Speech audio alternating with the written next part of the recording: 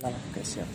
Buat adik-adik di Balikpapan khususnya, jika kalian ingin bermimpi menjadi pemain sepak bola, janganlah hanya bermimpi, karena di luar sana lawan-lawan kalian, pesaing kalian itu dia mengejar mimpi mereka. Kalau kalian hanya bermimpi, latihan seminggu 3 kali atau menjadi pemain spesialis turnamen, kalian akan kalah dengan mereka dari Jawa, karena mereka bisa latihan sehari 2-3 kali, karena mereka betul-betul bermimpi menjadi pemain bola. Sekarang bagaimana cara kalian aja menyikapinya? Kalau saya kepengen jadi pemain bola, harus kayak mana? Kalau orang makan sehari 3 kali, saya harus 4 kali supaya lebih dosisnya. Tapi jangan juga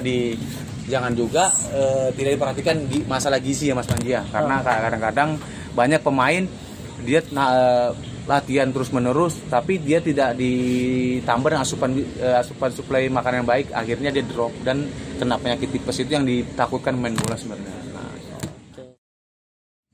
Oke, assalamualaikum warahmatullahi wabarakatuh. Kembali lagi kita dalam edisi Bincang Santai Pelatih Bola.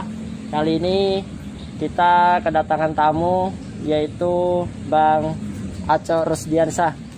Beliau mantan pemain Persiba Balikpapan di tahun 2008 ya? 10. Oh, 2010 ya. Untuk lebih jelasnya kita akan wawancara beliau bagaimana perjalanan karir dia dan sekarang aktivitas dia seperti apa. Oke. Selamat datang Bang Aco. Ya. Ini manggilnya Bang Aco atau Rusdiansah? Bang Aco ya. Oke. Kita ini acara bincang santai aja Bang, jadi kita mau ngulik-ngulik masa lalu dulu, ya kan, gak usah lama-lama. Jadi cerita dulu nih, ikut gimana perjalanan karirnya dulu di dunia sepak bola, seperti apa asal muasal memulai karirnya dulu. Asal muasalnya sih nggak sengaja, kebetulan, karena memang lingkungan di rumah itu lingkungan dekat lapangan bola. Mungkin teman-teman udah pernah sering main di lapangan Trakindo lama ya. Nah, jadi mungkin tiap hari interaksinya dengan mereka yang main bola. Cuma karirnya sih mulai ketika SMP, udah mulai ikut gala siswa, itu udah mulai berpikir, oh ternyata main bola ini enak juga, selain menyehatkan, terus ada reward ketika kita berprestasi, ada reward. Pertama saya itu juara gala siswa kami, ada reward.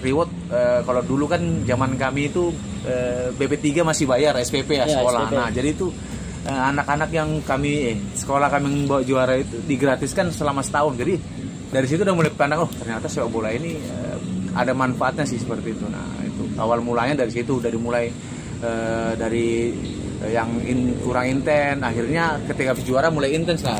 Berpikir ternyata sepak bola itu menyenangkan gitu. Dulu pertama ikut SSB apa Bang? Kalau dulu zaman saya masih kecil nggak ada SSB, dia langsung SSB. Tim. Karena di Balikpapan dulu kan adanya divisi utama, divisi 1. Nah, sebenarnya saya pertama karir itu mainnya di Sepinggan Putra. Sepinggan Putra itu karena ada dulu kompetisi Wali Kota Cup usia 16. Nah, dengar sih mau diputar lagi, karena memang tuh banyak pemain dari situ sejak lahir sih. Nah, setelah dari Sepinggan Putra terbentuklah tim talent yang akan memberangkatkan Persiba Junior ceritanya ya. Nah, masih lapangan Parikesit, kami seleksi. Nah, 2 hari menjelang keberangkatan saya dicoret. Nah, Persiba Junior itu. Nah, dicoretnya pun itu digantikan oleh anaknya pengurus. Nah, dari situ mungkin mulai labil lah, namanya baru-baru main bola, jadi mulai labil. Jadi saya pulang. Nah, kebetulan ada yang lihat pelatih dari Telkom. Nah, Taufik Dirman. Dipanggil lah, besok kalau mau ikut latihan Telkom. Nah, akhirnya saya ikut Telkom dulu namanya Telkom Junior, karena dia yang ada divisi utama, ada divisi 1. Yang pemain di bawah usia 20 itu berada di Telkom Junior. Nah, kebetulan dari situ udah mulai berpikir lagi. Nah, dibayarlah setiap bulan 60.000 di Telkom itu. Nah, di Telkom tuh. Nah, jadi mulai berpikir, ternyata saya boleh bisa menghasilkan. Iya. Nah, seperti itu sih Mas Panji. Oke. Nah, setelah dari Telkom nih, saya dengar kan pernah pengalaman di Diklat Mandau Bontang ya. Gimana sih kok bisa masuk di situ? Karena pada zamannya dulu itu Diklat itu khusus untuk pemain-pemain yang ya istilahnya bagus-bagus lah di Kaltim. Gimana itu Bang? Sebenarnya seperti ini. Diklat itu sama seperti mungkin sekarang ada tim pencari bakat ya.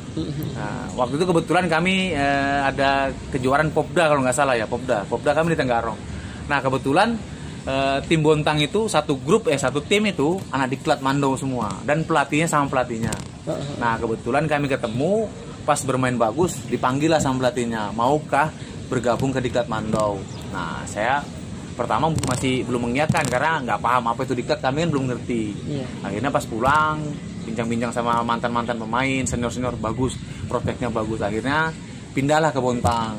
Nah, di Bontang saya diklat itu tahun 2001. Tahun 2001 diklat sampai setahun lebih lah. Tahun 2002 pertengahan 2003 naiklah ke senior. Senior. Kalau ibaratkan kalau di Persiba ini magang ya. Magang. Nah, karena memang di diklat Bontang itu seperti itu, diklat Mandau itu diutamakan hasil binaan. Itu yang harusnya kita punya di Balikpapan seperti itu. Hasil binaan itu harus bisa naik lah supaya merangsang teman-teman yang lain. Betul. Setelah dari diklat Mandau berlanjut kemana ini? Dari diklat Mandau itu 2003 magang, 2004 udah mulai pakaian, udah mulai masuk line up, tapi belum bisa main inti karena persaingan ketat sekali dulu, apalagi pemain muda jarang kesempatan. Nah, mulai bersinar itu 2005 itu pelatih asing. Nah, kelebihan pelatih asing itu ya nggak berpikiran ini pemain timnas, labelin pemain muda, dia rata, yang bagus pasti main. Nah, dari 2005 itu main di Liga Bank Mandiri 9 sampai tahun 2008 itu berubah menjadi ESL. Di ESL masih di Bontang. Di Bontang di ESL itu ada 3 musim. Tahun 2010 nah kebetulan ditelepon langsung sama ketua Haji Saril supaya untuk bisa main di Balikpapan. Nah kebetulan juga ternyata pelatihnya orang Balikpapan, jadi ada interaksi lah, jadi antara kami, jadi oke bang, saya terima kembali ke Balikpapan. 2010 sampai 2011 saya di Persiba, terus 3 bulan menjelang kompetisi berakhir saya cedera parah itu, main di Wamena, duel dengan Edi Buakai, jatuh ditinjak sama Ferdinand Sinaga, jadi cedera lumbal 45 saya pecah. Nah itu divonis dokter 50% bisa sembuh, 50% lumpuh kalau dioperasi. Nah akhirnya ya udah mulai berpikir main bola ini kan, pensiun. Nah kebetulan jumpalah Bang Penario, Bang Popon. Nah, ngobrol-ngobrol disarankan karena di Indonesia yang terbaik itu terapis ada di Solo. Nah, jadi terbanglah saya ke Solo selama sebulan, hampir sebulan, lumayan di sana ada peningkatan. Nah, kebetulan tahun itu almarhum Bang Jun juga pengen pergi Solo. Nah, diajaklah bermain di Solo. Saya bilang, "Bang, saya masih cedera. Cuma rekomendasi dari dokter tinggal sebulan lagi baru bisa bermain." Oke, akhirnya ngobrol sama manajemen, negosiasi berjalan lancar, dikasih jeda waktu 2 bulan untuk masa pemulihan. Akhirnya ketika kick off alhamdulillah bisa main lagi. Nah, itu terakhir di Solo atau masih lanjut lagi? Masih lanjut. Di Solo itu semusim, balik karena ada masalah internal di Solo karena dualisme kemarin ada dualisme. Ikutlah, diajaklah sama coach Amir Supohan, ya Bang Pohan ke Persepas Pasir. Nah, Pasir divisi utama dan kebetulan mainnya di Balikpapan, jadi ya saya pikir oke lah, saya main di Balikpapan aja, jadi nggak terlalu jauh dari keluarga. Tapi berhubung ada masalah finansial, tim itu bubar, baru berjalan 4 minggu kompetisi. Nah alhamdulillahnya di Solo ditelepon balik, jadi saya balik ke Solo bersama Yogi Alpian. Nah 2013-14 masih di Solo. 2015 itu balik ke Bontang karena ada kawan itu mungkin lagi sukses, dia bikin tim Bontang Mitra United kalau nggak salah. Liga berapa itu? Nah itu kayaknya Liga 3, udah Liga 3. Nah setelah situ 2016 diajak kawan lagi main di Persipati. Persipati itu Persipa sekarang. Persipati. Itu ya sekarang yang punya Sapin ya. Kebetulan kenal dekat sama Pak Sam Riau, jadi diajak sana supaya membangun sepak bola di sana. 2016 di sana, setahun dibekukan PSSI. Pembekuan PSSI. Jadi pulang Tarkam kebetulan ada teman di Batam ngajakin, jadi hampir 3 bulan di Batam Tarkam aja, nggak ada tim, jadi pulang. Setelah itu PSSI buka lagi, main di Depok United, itu terakhir 2017. Baru pensiun itu. Pensiun, udah mulai pulang lihat anak saya yang besar kenapa main bolanya nggak terarah, maksud saya nggak terarah. SSB-nya cuma hari Minggu hari itu latihan cuma hari Minggu. Terus saya tengok latihan cuma, wah ini nggak akan bener. Nah jadi ya udahlah, saya pensiun aja, saya fokus untuk didik anak saya dengan anak-anak sekitar situ. Jadi sekarang kegiatan ini hanya melatih. Ya melatih dan kerja aja sih. Iya, motivasinya apa sih? Sekarang kan di EBS ya, ya motivasinya EBS. Itu mendirikan sendiri atau bagaimana? Dan itu kedepannya itu prospeknya seperti apa di EBS itu? Kalau EBS ini kan terbentuknya sih sebenarnya ada beberapa orang tua ya Mas. Orang tua itu kepengen anaknya maju. Nah, mungkin saya juga merasakan dulu gimana sepak bola itu sulitnya sepak bola. Maksudnya dalam arti finansial. Sebenarnya sepak bola ini adalah olahraga paling murah ya. Kita nggak usah keluarkan biaya tapi bisa berprestasi. Cuma terkadang kan sekarang terkendala itu, kita kalau nggak punya biaya juga sulit untuk berkembang. Betul. Karena apalagi di Balikpapan masih bisa dihitung yang namanya akademi, mungkin tidak ada sama sekali kan. Patokan kita harus ke Jawa. Nah, cuma ya motivasi saya mendirikan EBS itu supaya ada anak-anak Balikpapan khususnya yang apalagi yang orang kurang mampu bisalah 4-5 tahun akan datang jadi pemain. Apalagi mungkin saya juga punya ada beberapa link teman, jadi bisalah dibantu ke sana dengan meminimalkan biaya itu seperti itu. Kalau suka dukanya ini selama melatih SSB ini bagaimana? Kan kita kan latih anak-anak kan. Ya, benar. Tentu pernah dulu dilatih sama orang, sekarang kita yang ngelatih, benar, itu seperti apa, gimana perasaannya gitu? Nah kadang-kadang seperti itu ya, itu sulitnya Mas Panji ya. Karena kalau sebenarnya sih mindset kita salah sih sebenarnya. Saya senang, apalagi saya seharusnya nggak boleh ngelatih anak SSB kecil itu. Kenapa? Karena mereka harus diayomi ya. Kalau kami yang mantan ini kan mungkin mulutnya kasar ya, mungkin kemauan standar kita berbeda dengan mereka. Harusnya memang anak SSB usia 7-9 tahun itu harusnya guru-guru olahraga karena bisa mengayomi. Nah, dasar-dasar itu yang diberikan kepada mereka. Karena di sepak bola tetangga di Malaysia ya, di Malaysia memang pelatih SSB itu rata-rata guru karena bisa mengayomi.